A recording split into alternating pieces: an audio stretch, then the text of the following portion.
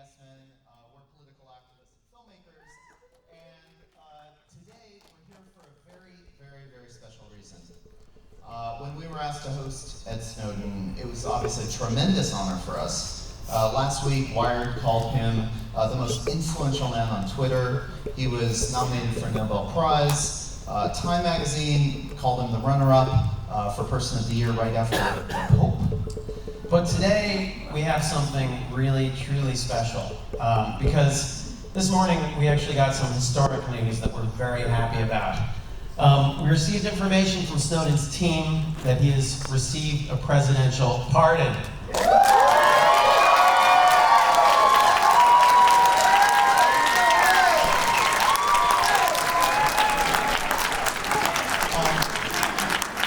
Snowden is officially a free man, but there's something even more exciting than that for us here today.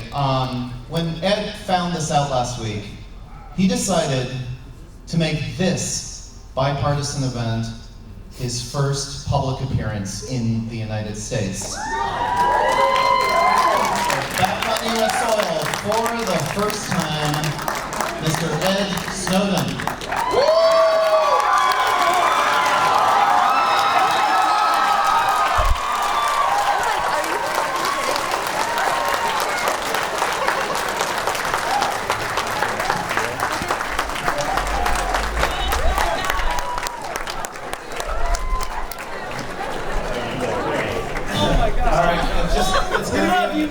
Well, wait a minute. If we could please have everybody sit down. It's an exciting moment. Yeah, there will be time for pictures and questions and so on afterwards. There really will be an organized handshaking moment, so if everybody could just take their seats, we've got a few things to get through today. So it must feel pretty good. How you doing? Tell us how it feels to be back. Being back in America is absolutely amazing. Can you hold the microphone a little closer? Yeah, of course. It's been absolutely amazing, and the response on Twitter and social media has been great. And listening to people really talk about privacy is just, it's been astonishing. This isn't about me today, it's about us discussing our privacy. Yeah. And we'll get, I guess there's a lot of things that you want to talk about, and I know people will have questions, and we have some questions as well, but I think there's one question that's foremost on people's minds in the United States, and that is, how on earth, Ed, do you get rid of those Adobe Reader security update messages that are constantly popping up? Well, it's been a while since I've had to use Adobe. I suppose you could go to settings and preferences.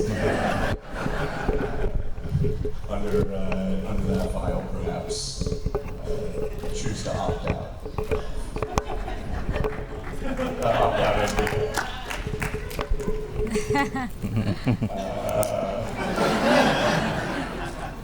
perhaps there's a security. Can you guys turn that thing off? It's kind of distracting. It's a very convincing element. Is this a bad time? A little bit. Yeah, well, we're just so or something here. Hey, how you doing? I think so. Yeah, I'm doing well. Thank you. Thank you. Sorry, everyone. That is Edward Snowden, and he's still in Russia, I think. But what we wanted to have here was just a moment where we could see what it would be like when he got that pardon. Right? This is it. Everybody on their feet. Everybody cheering.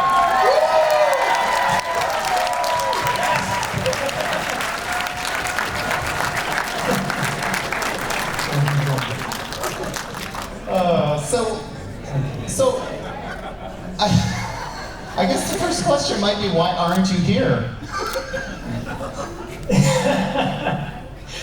You know, that's a pretty complex question. I've seen a lot of things, and I've said a lot of things, And they've led to a lot of things. And people have this incredible divided opinion. But one of the things that we're really seeing begin to be confirmed now that we're in 2015 rather than 2013 was that people have an answer to the question which really matters, which is not how do you feel about this person or that person. It's would you rather not know what's really going on within your government? There are a lot of people in American history who have been granted pardons after committing what looked like crimes, but that everybody acknowledged were for the greater good, and they were pardoned. Do you think that's a matter of time with you, or why haven't people seen it? I mean, the bulk of people see that it's beneficial. Well, it wouldn't be my place to say. I mean, these are decisions that should be made broadly by the public and by their elected representatives in government. But there is an interesting dynamic that we see becoming increasingly apparent today, which is we have sort of a two-track system of justice, which is becoming more and more clear. Now, everyone in every generation of American society has known that we've had an imperfect justice system, which is why we have the powers of pardon and amnesty and clemency. I mean, it's even been offered to people who are firing on U.S. government troops before. But today, increasingly, we see officials getting the same kind of treatment, we just don't call it pardon. We have the Director of National Intelligence, James Clapper, who lied under oath on camera in front of everyone in the American public. And yet he wasn't charged, he got kind of passed. We've seen General Petraeus and individuals of that ilk who revealed information which was actually much more highly classified than anything I revealed to the media. The difference is rather than handling it to, or providing it to the public so that we could understand what's going on in our government, he provided it to his lover to get a little bit more favorable biography. Now, that's not to say these are necessarily things that we should denounce, but it is to say that there is a difference increasingly between how ordinary people are being treated and how the most privileged members of society are being treated. And I think it begs a question, which is, when you think about where we are today and where we want to go, what America means to you and what you want it to become, it seems to me that one of the fundamental values of our country is that we hold the people who wield the most power within our society to a higher standard of behavior than ordinary individuals, rather than to a lower standard. And unfortunately, I think we're seeing that changing in a new way. So, with the odds stacked against you, knowing that, what would drive you to do such a thing as this? Well, I'm not an extraordinary individual. I'm not different from anyone else. I talked to a number of my coworkers when I was working at the NSA with the tools of mass surveillance every day, colleagues, supervisors, and others. And I showed them this information. I said, look, we have this program with a charming name like Boundless Informant that shows all of the monitoring that we're doing all around the world, including domestically in the United States. And it's showing that we're monitoring more communications about Americans than we are about our adversaries in countries like Russia, for instance. And the question is, do you think that's right? And immediately everybody goes, no, God, that's not really what we're supposed to be doing, but what are you going to do about it? What can be done? If you say anything about this, you know what happens to guys like that. Everybody in the NSA was familiar with the case of Thomas Drake, an NSA executive who revealed traditional classic waste fraud and abuse, who showed the mass surveillance programs that had begun under the George Bush administration, warrantless wiretapping. And even though it was not actually argued in court that he was holding classified documents or anything like that, they found unclassified documents that he had normal records of his previous work, and they retroactively classified them so that they could charge him as a spy. And this, again, isn't extraordinary behavior. This is business as usual in the intelligence community. This is how it works.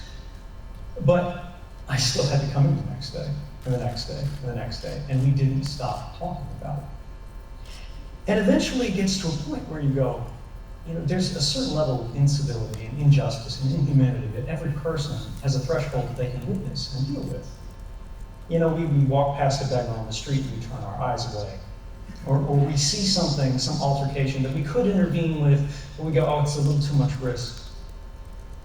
But what I witnessed was a little bit further than what my colleagues could see, because I was in a position of greater access. I could see further and more broadly, more deeply, just by nature of the responsibilities of my position. And I saw that we had begun violating the Constitution in a way which was new and novel and had never happened before. Now, this isn't to say that things were perfect and sunshine and rainbows before, because we were using secret courts to authorize collection on individuals. Rather than getting real warrants from open courts, we went to a secret court, which was a rubber stamp court. In 33 years, the government asked it to say, hey, can we surveil people 34,000 times? And in those 33 years, the government said no, only 11 times. And even within that system, the judge said that the safeguards that were in place, the oversight was so poor that it can be said to have failed and been violated so systematically that it may have never worked at all. And eventually, much later on, when I came forward and I worked with the press, we got confirmation from official records that even by those weak standards, even by those lax standards, even by the warrants issued by a secret rubber stamp court, the NSA was still breaking even those laws thousands upon thousands of times per year, 2,776 times in a single year. And each one of those violations, by the way, is not one phone call they intercepted accidentally. One of those events was intercepting every single call made in a Washington, D.C. area code over a number of days. So the math is a little out of place there. And as I saw this, and I realized that there was this growing distinction between what the reality of our government's policies were and what the public had the information available to them to influence their votes about, I realized that we were seeing something that wasn't really so much about surveillance. It was about democracy. Because it's said that our government is founded on the idea of the consent of the governed. That's where it draws, that's where it gets the legitimacy of its mandate from. That's how our representatives can be said to represent us. We voted for this policy, we know what's going on. But consent is only meaningful if it's informed.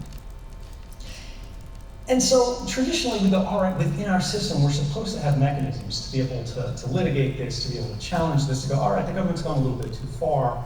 But of course, we do need surveillance agencies. We need police agencies, military intelligence groups, to be able to solve crimes, to be able to thwart foreign threats. And we want this to be able to work, right?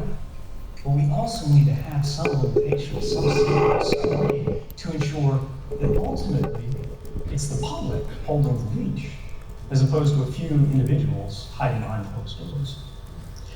And this should have been the courts. And in fact, our government and our representatives in civil liberties organizations and non-governmental organizations, they tried. They tried for years, beginning with the Bush administration. We saw that when these finally started to get challenged in the courts and overseas courts, they were found that these programs were uniformly unlawful. They violated human rights. They violated constitutional rights. They violated even the policies and tenets that we already had on paper in the law that anyone should have been able to follow. But in the United States, there was a famous case, Amnesty versus Clapper, which in 2013, when I was struggling with these issues and trying to think about what to do, was actually kicked out of the Supreme Court. They had gone all the way up over a number of years, gone through every level of appellate review. And they said, the Supreme Court said, we would love to decide these issues. We would love to tell you whether this is constitutional or unconstitutional, but we can't, because you can't actually prove you were spied on. It's a secret program, there's secret evidence, and the government says, we can't admit that you were spied on, because that's a state secret. Therefore, they said nobody anywhere could challenge these programs unless you had some document, some proof that you had actually been spied on. And then the director of national intelligence, James Clapper, went before Congress, and he raised his hand. Senator Wyden said, is anybody in the National Security Agency or elsewhere in the intelligence community intercepting the communications of millions or hundreds of millions of Americans, any at all? And he said, no. No, sir, not wittingly, no. And that was untrue. And the senator asking the question knew it was untrue. And yet he could correct the director of national intelligence on the floor without being accused of having committed a felony. And so that brings us to this question of how do you get from this is before June of 2013, to this, which was earlier this year. And ultimately, the fundamental answer to that question, which is why did you do this, is because the only way that we can have any sort of input in our government is if we have a seat at the table of it. And the only way that happens is by knowing what's going on. And the only way that happens in a free and liberal society is by providing the press with access to the information they need to make the tough calls about what is and is not in the public interest. No. That's not the role of government, that's the role of the press. So the revelations that you've made and that the press has taken up and that have really sparked a tremendous amount of awareness and interest, how does that fit into social movements that may be going on? And do you believe there is a social movement going on, or do you believe these are just flash in the pans like Occupy Wall Street and Black Lives Matter, or is there something more sustained happening? We're seeing a really extraordinary change happening in the methods and manners of protest around the world, in every country. And typically it's that protests only really gain traction when people no longer have jobs. Because everybody has to work. Who can afford to go out on the street and protest? The rising levels of economic inequality act as a de facto stabilizer, as long as it's within a certain boundary, certain threshold. But as that balance starts to tip, you see in the Occupy Wall Street movement and so on, or the abuses get so egregious that they simply cannot be ignored anymore, as in the Black Lives Matter movement. People feel that they have to stand up. But what's extraordinarily dangerous about these methods of surveillance and monitoring is that we see that even though they're justified when politicians are trying to pass new laws, when the legislators are saying, well, the NSA asked me for new power, so let's write it up and give it to them, they're always justified on the basis of terrorism. They're said to stop attacks, they're said to save lives, they're keeping us safe. But you don't have to take my word on this. The White House, in the wake of 2013, when we understood what the NSA was really doing, where, for example, they were monitoring the biggest internet companies that we all rely on, Google, Facebook, Yahoo, Skype, Apple, all of them were voluntarily, secretly providing mechanisms for the government to be able to request information from them, not on the basis of warrants, but on the basis of class-based certifications, where the government could say, a regular analyst thinks this person was involved in some wrongdoing, that kind of wrongdoing, from the companies. And then another method called upstream surveillance that happened without the company's knowledge even, as it crossed the internet. And when you think about these powers, right, you think about everything that you've ever typed into a search engine, every text message that you've ever sent, everywhere you've ever taken your phone with you, because it leaves a copy of your location with the cellular provider service, you realize that you're becoming increasingly vulnerable to a class of individuals wielding sort of executive privileges that are not accountable to the same standard of behavior as we are. And the dangerous thing is that they're not actually being used to stop terrorism in many cases. They're being used to discredit individuals who are disapproved of. The NSA has programs to spy on people's pornography viewing habits because they consider them to be radicalizers. And in this case, of this particular instance, in this particular story, this particular program, it was targeting Islamists, which might make people feel a little bit more comfortable. But in the same document, it says none of these individuals are known or even suspected to be involved in violence. It's simply their politics that they didn't like. And these programs are becoming more intrusive over time. Increasingly, they're not stopping, outside or on the phone networks. They're coming within the walls of our homes, to the webcams that are on the laptops, to the devices that are in our homes. They travel with you while you're on the bus. They see what you buy online. All of these things are becoming increasingly transactional. And the question is, so if these programs are really necessary, why are they being hidden? And government officials will publicly say because, well, they have to be secret for them to be effective. And of course, I use these programs. I know that's not the case. And anybody who's worked for the FBI or law enforcement or any intelligence organization can tell you the same. And we, of course, know this is true because think about telephonic wiretaps. We still produce telephonic wiretaps that are used in court against suspects of serious crimes, even though it's been known that your phone can be tapped for over 100 years. But if you look at the actual documents, the secret documents that the government was keeping from us, you see that what they were actually trying to avoid was that what they called, by their own words, a quote, damaging public debate regarding the scale of their activities, because they were afraid we would do something about it. They were afraid it would enable legal challenges, which of course it has, and now those programs have been ruled unconstitutional. And fortunately, at least the broadest one of them, that was collecting the phone records of everyone in this room and everyone else around the world, is no longer in government hands. It's been ended as a result of these public disclosures. But it's fundamentally that question. Why are they justifying things on the basis of public safety when they're actually about intelligence collection and gathering? Now, that's not to say that the government simply cannot claim these powers in an extraordinary case or whatever. But if they should, these are fundamentally things which should be public decisions. We should be involved in them. We should have a say. We should have a vote. And unfortunately today, that's not the case. And increasingly, that's having influence on our ability to gather, our ability to protest, our ability to organize. Because even without saying anything, we know we're being watched. And we wonder, what's that going to look like?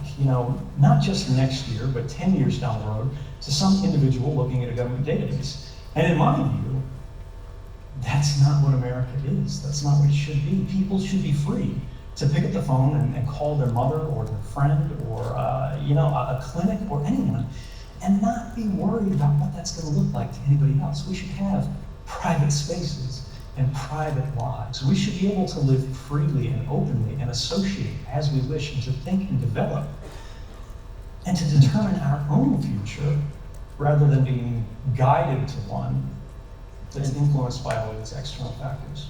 And one example might be investigative reporters investigating the government, right? They need to be able to do that with secrecy without the government knowing.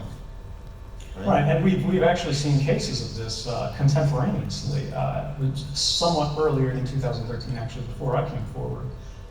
There were cases where I believe Reuters and Fox News journalists and other institutions might have been actually the Associated Press. I'm sure the journalists in the crowd can fact check me on this. The Department of Justice subpoenaed the phone numbers for all of the phone records that were in that journalistic institution because they wanted to know who from the government was calling them. They wanted to find the source in the government that a journalist was using to inform their stories. And this is not just problematic, it's dangerous. Because what it's doing is it's contesting the role of the press in our society, which is protected, it's enshrined in our First Amendment. It doesn't say, you can interfere with the press if you have a really good reason. It says Congress shall make no law abridging these rights. So, Edward, we're at a political event here. And a lot of the things you're telling us may mean that activists like us and quite a few people in the audience here probably, have to be concerned about Google search terms and stuff like that. But what about the politicians? What about Hillary Clinton and her private email stash? What about, because there's a lot of politicians here today. We have, I think Newt Gingrich is out there somewhere. There's some, freaky people in the room. Can you warn them? What do you warn them? What about Hillary Clinton and her Benghazi emails? Well, I don't want to wade into that. Please don't drag me into that one. Well, what I will say is that there was a quite extraordinary letter written, I believe, at the very end of 2013. I'm not sure which senator wrote it. It may have been Sanders, actually. But it was to, I believe, the Director of National Security. And he said, on the basis of these programs that basically citizens are calling mass surveillance programs, the ones that we've been talking about today, but the government likes to euphemize as bulk collection programs. How do you make sure that you're not intercepting emails from congressmen? How do you make sure you're not intercepting emails from judges and things like that? Can you give me a guarantee that you're not monitoring politicians in the audience, that you're not storing and collecting and analyzing their emails, filtering them in the same way that you're doing with everybody else in the world?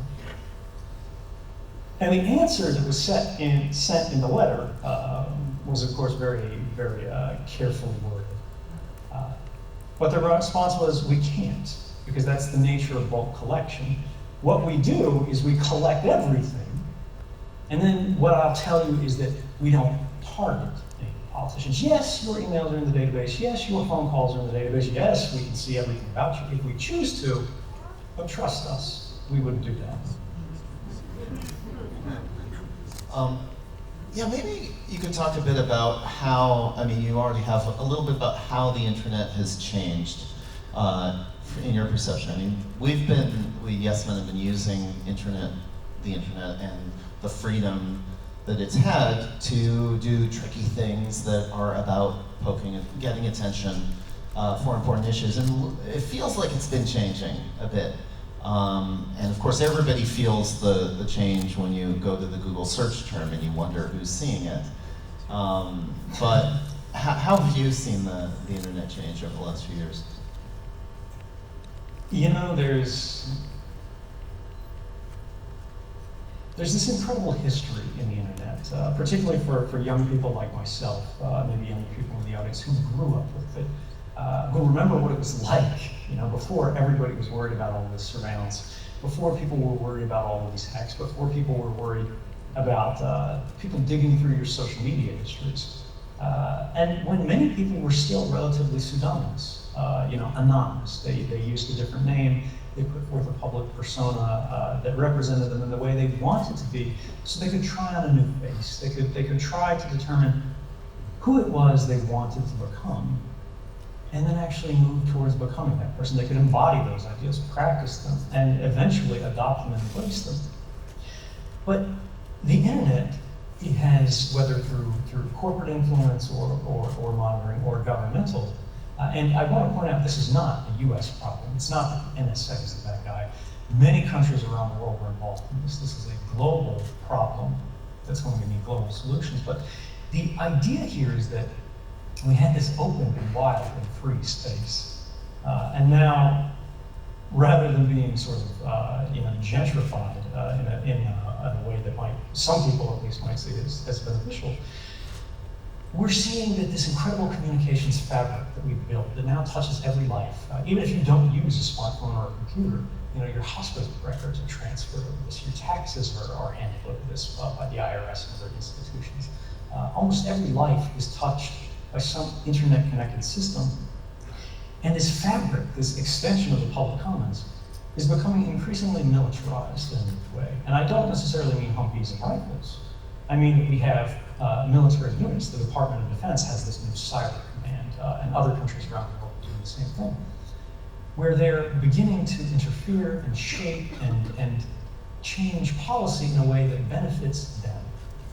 And it's not that there's no value in this. Of course, you know, people can disagree about where to draw the line and what level of control and influence we should have in society, but the bottom line when you think about it is, when you walk down the street and you see there are checkpoints, when you see there are monitoring, it has an immediate effect where you notice it and you get a little bit concerned about it. But this is beginning to happen in a very quiet way, where the checkpoints aren't on the street, they're in our pockets. You know, we used to say a man's home is his castle, but now a man's smartphone is his castle. And yet, there are so many other institutions and groups that are entering that without your knowledge, without your consent, without your awareness. And this is, I think, creating a somewhat more controlled society. And, maybe this is a good thing, maybe this is a bad thing, but the bottom line is, this is something that should be a public decision, where we have full knowledge and awareness of what's happening, and we're the ones guiding the vote. Well, for those of us who think that it's a really bad thing, what are some of the things we can do to oppose this increasing invasion of privacy and surveillance and so on? You spoke of social movements earlier. I mean, I don't want to bring up encryption, because that's obviously just bad people hiding their bad things that they're doing, right? Well, so no, actually, encryption is the government, the director of the FBI right now, for people who haven't followed the issue. Encryption is a method of protecting communications, so they're only read by the people who are the intended recipients of them. Whether you're sending your email or your internet connection or your order to Amazon.com or Google or to your girlfriend or your husband, they're the only one who should be able to do that. That's what encryption does. It's already being used in that way. Anywhere you place an order online, it's required that that information, that transmission be encrypted.